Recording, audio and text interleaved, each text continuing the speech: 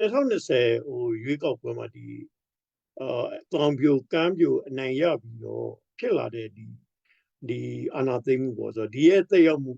ဒီနွေဦးတော်လှန်ရေးဒီနေ့ချိန်ထိကိုဘယ်တိုင်းတာကိုရှိနေသေးလဲဆိုတော့ကိုနေတင်မြင့်ရေသုံးသပ်ပြပါဦးခင်ဗျဟုတ်ကဲ့ခင်ဗျာဒီပေါ့လေအခုနွေဦးတော်လှန်ရေးအစပေါ့လေကျွန်တော်တို့ဒီ2020ခုနှစ်ရွေးကောက်ပွဲရလဒ်ပေါ့လေဒါကအရန်ကိုအရန်ရေးကြည့်ပါတယ်ကျွန်တော်နိုင်ငံရဲ့တမိုင်းမှတ်တိုင်တစ်ခုဆိုလည်းမမှားဘူးလို့ကျွန်တော်ဆိုလို့ရမယ်ပေါ့ကျွန်တော်နိုင်ငံမှာဘာလဲဆိုတော့ခေါင်းဆောင်ကောင်းရင်နောက်လိုက်ကောင်းမယ်ပေါ့နောက်လိုက်ဒီကောင်းလာမယ်ဒါကြောင့်မို့ဒီပေါ့သုံးသက်ကြည့်မယ်ဆိုရင်1990ခုနှစ်ပေါ့လေစပြီးတော့ရွေးကောက်ပွဲကိုစလုပ်တဲ့ခါမှာလေတောင်ပြိုကမ်းပြိုနိုင်ခဲ့တယ်။ဘာကြောင့်လဲဆိုတော့ခေါင်းဆောင်ကောင်းတွေရှိလို့ပဲ။ခေါင်းဆောင်ကောင်းဆိုရဲ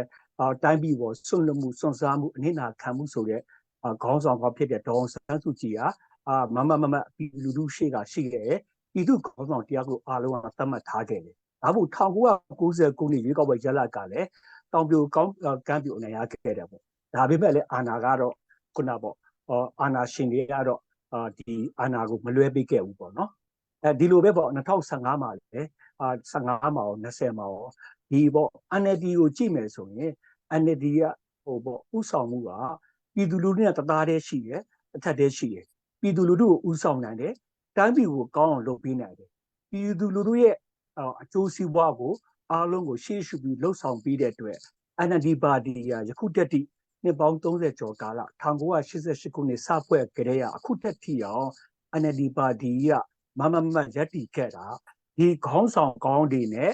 ပြီးတော့ပြည်သူလူထုပေါ်ထားတဲ့စေတနာတွေကြောင့်ပဲဖြစ်တယ်ပြည်သူလူထုနဲ့ဆန္ဒနဲ့နော် NLD ရဲ့မူဝါဒတွေကတသားတည်းတစ်ထက်တည်းရှိတဲ့အခါမှာပြည်သူလူထုကထောက်ခံမှုကိုပေးခဲ့ကြတယ်ဒါကြောင့်မို့ပဲ2015မှာကျွန်တော်တောင်ပြိုကောင်းပြိုအနိုင်ရခဲ့တယ်အဲ့လိုရခဲ့အခါမှာ2020တိကာလ9နှစ်တာကာလကိုခုနလည်းညီကောင်မောင်နှမတွေပြောခဲ့သလိုပဲကျွန်တော်တို့ဒီ9နှစ်တာကာလမှာကျွန်တော်တို့ရဲ့ဒီမိုကရေစီမျိုးစိတ်တွေပြီးတော့ကျွန်တော်လူအခွင့်အရေးမျိုးစိတ်တွေကိုကျွန်တော်တို့ရဲ့ခေါင်းဆောင်ကောင်းတွေကချမှတ်ပေးခဲ့တယ်ကျွန်တော်တို့ရဲ့ရွေးကောက်ခံကိုယ်စားလှယ်တွေကချမှတ်ပေးခဲ့တယ်နော်အဲ့ဒါကိုကျွန်တော်တို့ရဲ့လွတ်လပ်စွာပြောဆိုခွင့်လွတ်လပ်စွာရေးသားခွင့်လွတ်လပ်စွာကိုဆန္ဒထုတ်ဖော်ခွင့်နော်အဲ့ဒီဥစ္စာတွေကိုနောက်ပြီးတော့မွေးရပါကိုယ်အခွင့်အရေးကိုကိုပိုင်ရတယ်ပိုင်ဆိုင်ပတ်ခွင့်ရှိတယ်ဆိုတဲ့ဥစ္စာကိုဒီနေ့9နှစ်တာကာလမှာ NLD ပါတီရဲ့ခေါင်းဆောင်တွေနဲ့ရွေးကောက်ခံကိုယ်စားလှယ်တွေကဒါပြည်သူလူထုကိုချမှတ်ပေးခဲ့တယ်နော်ဒါကြောင့်မို့ကျွန်တော်တို့ရဲ့အခုမျိုးဆက်သစ်တွေကငါတို့အခွင့်အရေးကိုငါတို့ပိုင်ဆိုင်ခွင့်ရှိတယ်နော်အဲ့ဒါသူတို့တစ်လျှောက်လုံးမှာသူတို့ကနော်ထားနေစေရသွားဆိုတဲ့သဘောနဲ့သူတို့နေခဲ့ရတယ်နော်ခုနလိုပေါ့အာဏာရှင်အောက်မှာသူတို့နေခဲ့ကြတယ်လွတ်လပ်စွာပြောဆိုခွင့်နေမရှိဘူးလွတ်လပ်စွာရေးသားခွင့်နေမရှိဘူးလွတ်လပ်စွာထုတ်ဖော်ခွင့်နေမရှိဘူးနော်လွတ်လပ်စွာတည်တင်ဖန်တီးနိုင်ခွင့်နေမရှိဘူးအဲ့ဒီလိုအခွင့်အရေးတွေကိုနော်ကျွန်တော်တို့ရဲ့ခေါင်းဆောင်တွေကနော်ရွေးကောက်ခံကိုယ်စားလှယ်တွေကပေးတဲ့အခါမှာဒီမျိုးစိတ်ကိုချမှတ်ပြီးတဲ့အခါမှာဒီလူငယ်တွေကဒါတွေကိုသိမြင်လာတဲ့အခါမှာကျွန်တော်တို့မှာဒီအခွင့်အရေးကိုငါတို့ရဲ့ကိုယ်ပိုင်အခွင့်အရေးမိုးရပါအခွင့်အရေးကိုငါတို့ကိုယ်ပိုင်ငါတို့ရရှိနေပြီးသားအဲ့ဒါကိုပေါ့စစ်အာဏာရှင်တွေအကြောင်းငါတို့မှာမရခွင့်မရှိခဲ့ဘူးဒီ9နှစ်တာကာလမှာအခုရခဲ့တဲ့ကာလလေးမှာ2020အာဏာသိမ်းတဲ့ကာလမှာဒါတွေကိုငါတို့ဆုံးရှုံးရတော့မယ်နော်ခံစားမှုတွေငါတို့မရတော့ဘူးဆိုတဲ့အသည့်ကိုဖြစ်လာတဲ့အခါမှာငါတို့တိုက်ယူမှရမယ်ဆိုတဲ့ဒီအသည့်စိတ်ဓာတ်ကိုမျိုးဆက်သစ်တွေနဲ့ပြည်သူလူထုတွေကဒါတွေကိုဝေးဖွာလာတဲ့တွန်းလှန်လာကြတယ်အဲ့ဒါတွန်းလှန်မှုတွေဂျုံကန်မှုတွေထကြွမှုတွေကိုပြည်သူတူတယောက်မှတွန်းအားပေးလို့မရဘူးစစ်ဆိုလို့မဟုတ်ဘူးသူ့ပါသူဂျင်းတွေကတို့ပေါ်ထွက်လာတဲ့နော်တွန်းလှန်မှုတွေအင်အားတွေနဲ့သူတို့တွန်းလှန်ခဲ့တယ်တွန်းလှန်ခဲ့တဲ့အခါမှာကျွန်တော်တို့အခုကျွန်တော်တို့ဒီအာဏာသိမ်းမှုဖေဖော်ဝါရီလ1ရက်နေ့အာဏာသိမ်းမှုဖြစ်လာတဲ့အခါမှာဒီအခုရွေးကောက်ခံကိုယ်စားလှယ်တွေကဒါကိုယ်စားဒီဂျူရီပေါ့နော် legitimate ရတယ်နော်သူတို့မှာပါဝါရှိတယ်အဲ့ဒီဒီရွေးကောက်ခံကိုယ်စားလှယ်တွေကပဲနော်ဒီတော်လှန်ရေးအရလိုအပ်ချက်ရကျွန်တော်တို့ဒီတော်လှန်ရေးအစိုးရတရက်ကိုဖွဲ့စည်းခဲ့တယ်အဲ့တော်လှန်ရေးအစိုးရကိုဖွဲ့စည်းခါမှာလဲ UNG ဆိုပြီးဖြစ်ပေါ်လာတယ်ဒါကြောင့် UNG CRPH နဲ့ UNG ဖြစ်ပေါ်လာတာကိုဒါ မျိုးစိတ်ကဘယ်ဟာစလဲဆိုရင်2020ရွေးကောက်ပွဲရလက်ကကိုယ်စားလှယ်တွေကနော်လှုပ်ဆောင်ခဲ့လို့ဖြစ်တယ်ဆိုတာကိုဒါဘယ်သူမှငြင်းပယ်လို့မရဘူးဒါကိုကျွန်တော်ပကတိအရှိတရားကိုလက်ခံရမယ်နော်နောက်တစ်ခုကဒီရွေးကောက်ခံကိုယ်စားလှယ်တွေနဲ့ဖွဲ့စည်းခဲ့တဲ့ဒီပေါ့တော်လှန်ရေးအစိုးရ IUG အစိုးရကညာအမျှော်မြင်ကြီးမှုနော်သူတို့ရဲ့ပေါ့ပြေဝမှုကြောင့်သူတို့ရဲ့ဒီ IUG အစိုးရထဲမှာတိုင်းသားကိုယ်စားလှယ်တွေအားလုံးပူးပေါင်းပါဝင်လာကြတယ်တိုင်းသားကိုယ်စားလှယ်တွေရဲ့နေရာယူမှုတွေရှိလာတဲ့အခါမှာပူးပေါင်းပါဝင်မှုရှိလာတဲ့အခါမှာဒီ IUG ဆိုတာရှင်းရှင်းပြောရင်တပ်ပေါင်းစုတစ်ခုပုံစံနဲ့ဖြစ်တယ်နော်ဒါကြောင့်မို့ဒီအခုကျွန်တော်တို့ရဲ့ဒီ2020ရွေးကောက်ပွဲရက်လက်ကဒါအရန်ရေးကြီးပါတယ်နောက်တစ်ခုက IUG ကကျွန်တော်တို့ရဲ့မျိုးဦးတော်လှန်ရေးတော်လှန်ရေးဆိုကဖြစ်လာတယ်တပ်ဦးထိပ်မှာရှိလာတယ်ဒီ IUG တပ်ဦးထိပ်မှာရှိလာတာနဲ့ဒါဟိုတာပေါ့သူတို့ရဲ့လုံဧကန်ရှိတာကတက္ကနာပေါ့အခုကသူတို့မှာဒီဂျူတွေရှိရအဲ့တွေနိုင်ငံတကာကရွေးကောက်ခံကိုယ်စားလှယ်တွေကဖွဲ့လက်တဲ့ဒီနော်အာဏာသိမ်းလိုက်လို့ဖွဲ့လက်တဲ့ IUG ကိုသူတို့ကလက်ခံလာတယ်အတိမတ်ပြုလာတယ်နေရာပေးလာတာဖြစ်လာတာကဒီ2020ရွေးကောက်ပွဲရလတ်တဲ့ဒါဟိုပေါ့ရလတ်ကြောက်လို့ဒါပြောရင်တော့မမှားဘူးဒါကြောင့်မို့ကျွန်တော်တို့အခုမျိုးဦးတုံလိုက်၄နှစ်တာကာလခီးရတယ်ကျွန်တော်တို့ဟိုပေါ့နောက်ဆုတ်ခဲ့ခြင်းမရှိဘူးရက်တန့်ခဲ့ခြင်းမရှိဘူးရှေ့ကိုတိုးတိုးလာခြင်းတွေကကျွန်တော်တို့ဒီ IUG ဆိုတဲ့တပ်ဦးထိပ်မှာရှိ IUG အစိုးရရဲ့လှုပ်ဆောင်မှုနဲ့ပြည်သူလူထုနဲ့ EAO ဒီပူးပေါင်းပါဝင်မှုကြောင့်ဆိုတာဒါဟိုအားလုံးကလက်ခံလိမ့်မယ်ထင်တယ်နော်ဒါကြောင့်မို့နိုင်ငံတကာအစိုးရအနေနဲ့နိုင်ငံတကာအတိုင်းအဝိုင်းအနေနဲ့လက်ခံတာကလည်းဒီ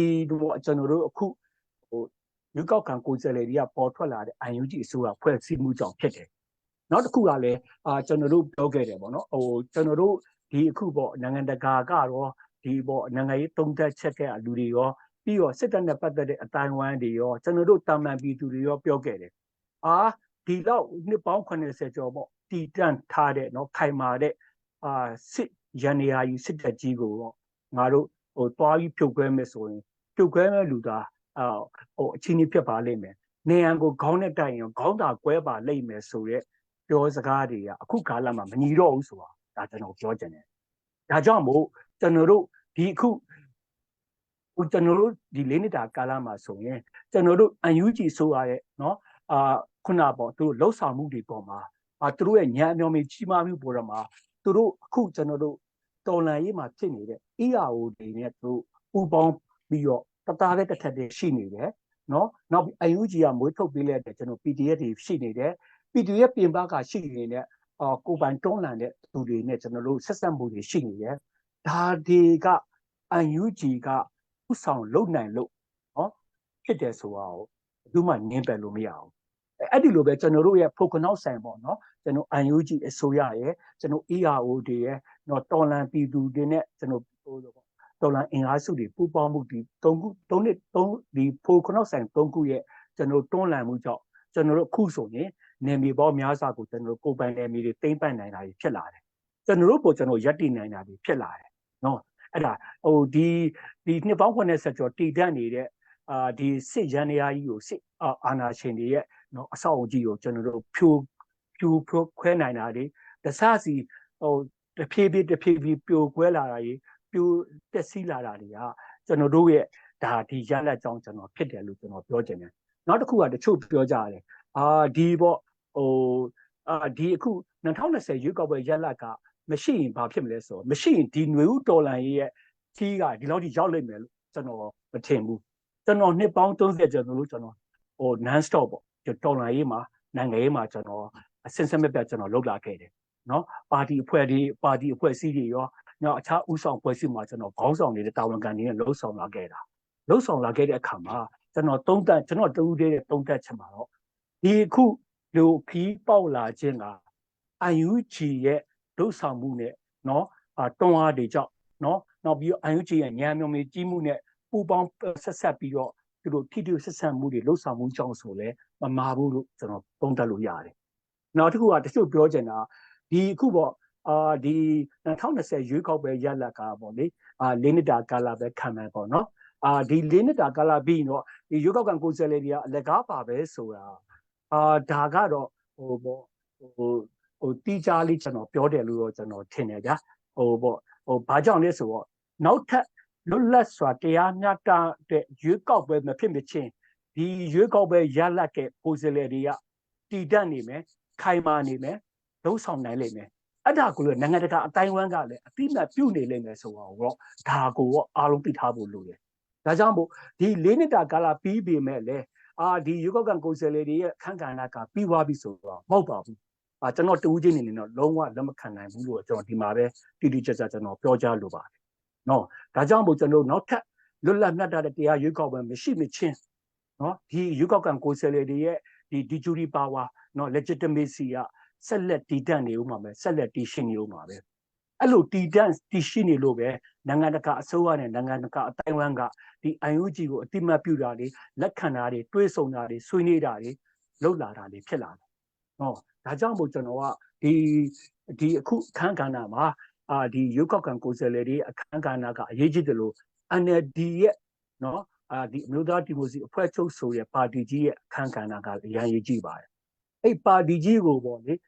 လူတွေကပြည်သူလူထုများစွာကြီးကနော်မျက်စိပိတ်ပြီးတော့သူတို့ထောက်ခံခဲ့တာမဟုတ်ဘူးသူတို့ရဲ့မူဝါဒ policy တွေနဲ့သူတို့ချမှတ်ထားတဲ့အတိုင်းပဲသူတို့လှုပ်ဆောင်နိုင်မှုတွေနော်ပြည်သူနဲ့တသားတည်းရှိမှုတွေပြည်သူအကျိုးစီးပွားကိုလှုပ်ဆောင်နိုင်မှုပုံမှာမူတည်ပြီးတော့ပြည်သူတွေကထောက်ခံခြင်းဖြစ်တယ်မျက်လုံးစုံပွေပြီးတော့ထောက်ခံတာမဟုတ်ဘူးလို့ကျွန်တော်ကဒီကပြောချင်တယ်နောက်တစ်ခုကဒီ9နှစ်တာကာလမှာလည်းဒီ NLD ခေါင်းဆောင်ပဲဖြစ်ဖြစ်နော်ဒီအခုအစိုးရရဲ့ဒီခေါင်းဆောင်ပဲဖြစ်ဖြစ်ကျွန်တော်တို့တိုးတက်ပြောင်းလဲမှုတွေကိုအများကြီးလုပ်ပေးနိုင်တယ်ပညာရေးကျန်းမာရေးနော်နိုင်ငံရေးအဖက်ဖက်ကပေါ့ဘယ်ပေါင်းဆောင်ကျွန်တော်တို့9နှစ်တာကာလမှာလုပ်ပေးနိုင်တယ်အခုပဲထင်ရှားသာပြောပြလိုတာကတော့ဒီကျွန်တော်တို့ခေါင်းဆောင်တွေရဲ့အစိုးရရဲ့ခေါင်းဆောင်တွေရဲ့ညံမျိုးကြီးမှုอ่ะနော်ဒီ9နှစ်တာကာလမှာအရင်ကနှစ်ပေါင်း20 30ကျော်လောက်သူတို့စစ်တပ်ကအုပ်ချုပ်တဲ့ကာလမှာဘာတစ်ခုမှအပုံငွေမရှိဘဲနဲ့အိတ်ထဲကိုထဲနိုင်တဲ့ထက်ခဲ့ကြတဲ့သူတွေကဒီ9နှစ်တာကာလမှာကျွန်တော်တို့အမေရိကန်အစိုးရရှိမှာ 1.2 billion ကြီးကိုကျွန်တော်တို့အစိုးရရဲ့ခေါင်းဆောင်တွေကထည့်ပေးနိုင်တယ်ဆိုတာကနော်ကျွန်တော်တို့ရဲ့ဉာဏ်အမျှော်မြင်ကြီးမှုနော်ပြည်သူတွေဘက်ကပြည်သူတွေရဲ့အကျိုးစီးပွားအတွက်နော်သူတို့ရဲ့ဒီအကျိုးစီးပွားကိုကျိုးစီးပွားတွေအသုံးမချဘဲနဲ့ကျွန်တော်လှုပ်ဆောင်နိုင်မှုပါဒါတာတကတစ်ခုဖြစ်ပါတယ်ဒါကြောင့်ကျွန်တော်နောက်ဆုံးကျွန်တော်ပြောချင်တာကတော့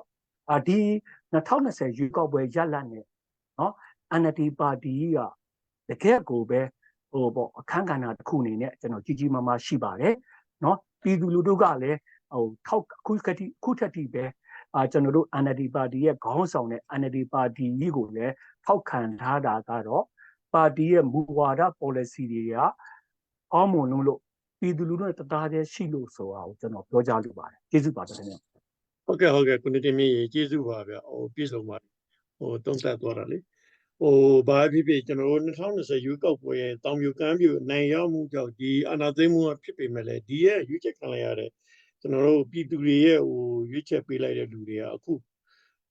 ဒီနွေဦးတော်လှန်ရေးမှာသူတို့ကဒီတပ်ဦးမှာပါလာပြီးတော့ဒီလိုကျွန်တော်တို့မဟာမိတ်တွေနဲ့လက်တွဲပြီးတော့ကျွန်တော်အခုတော်လှန်ရေးကရှေ့